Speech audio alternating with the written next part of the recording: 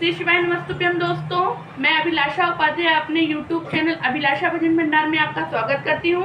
और मैं आज आपको एक बहुत ही प्यारा भोले बाबा का भजन सुनाने जा रही हूँ। अगर आपको मेरा भोले बाबा का भजन पसंद आए तो प्लीज़ लाइक करिए, कमेंट करिए, शेयर करिए और लाल कलर का सब्सक्राइब बटन जरूर दबाइए। चलिए।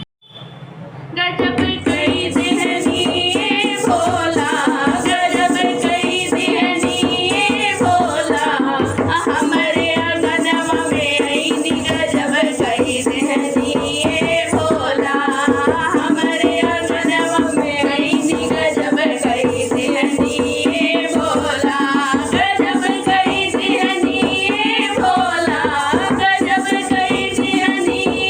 भोला, हमारे आंगनवा में आईनी गजब कई देहनी भोला, हमारे आंगनवा में आईनी गजब कई देहनी भोला। हमारे भोला जी के लंबे लंबे जटवा, हमारे भोला जी के लंबे लंबे जटवा, लंबे लंबे जटवा, लंबे लंबे जटवा, जटवा से गंगा बहाईनी गजब कई देहनी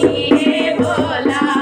जटवा से गंगा बहाईनी गजब कई देहनी भोला, गजब कई देहनी भोला, गजब कई देहनी भोला, हमारे आंगनवा में आईनी गजब कई देहनी भोला,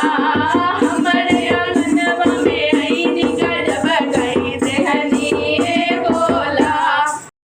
हमारे भोला जी के नगवा के हरवा, हमारे भोला जी के नगवा के हरवा, नगवा के हरवा, नगवा के हरवा, कनवा में बिछुआ पहिनली गजब कई देहनी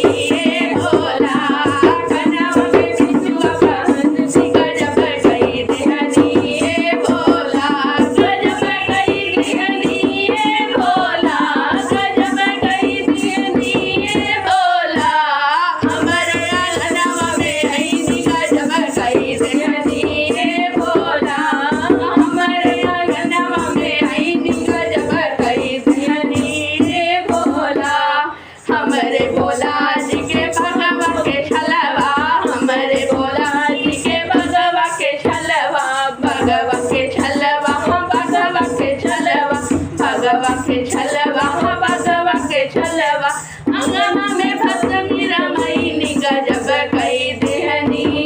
भोला, अंगना में भस्मी रमाईनी गजब कई देहनी भोला, गजब कई देहनी भोला, गजब कई देहनी भोला, हमारे आंगनवा में आईनी गजब कई देहनी भोला, हमारे आंगनवा में आईनी गजब कई देहनी भोला, गजब कई देहनी भोला, गजब कई देहनी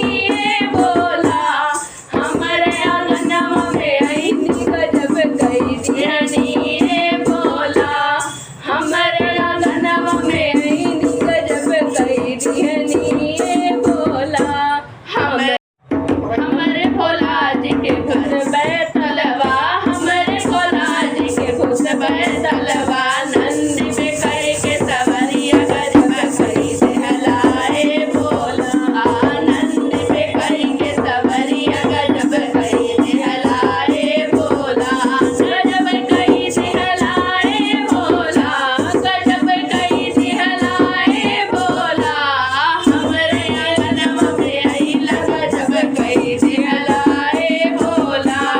हमारे आंगनवा में आईला गजब कई देहलाए भोला, गजब कई देहलाए भोला, गजब कई देहलाए भोला,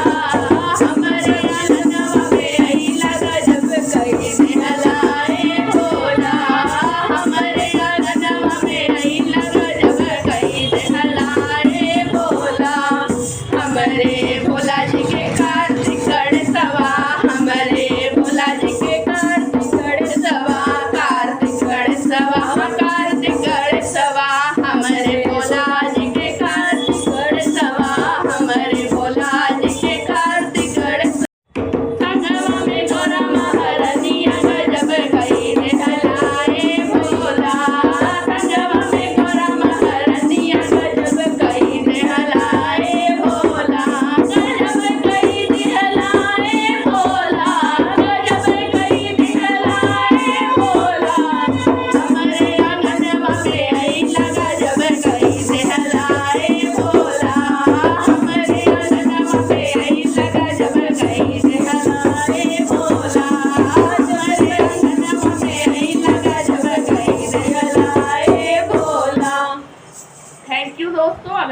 कलेक्शन आपको पसंद आए तो प्लीज़ लाइक करिए, कमेंट करिए, शेयर करिए और सब्सक्राइब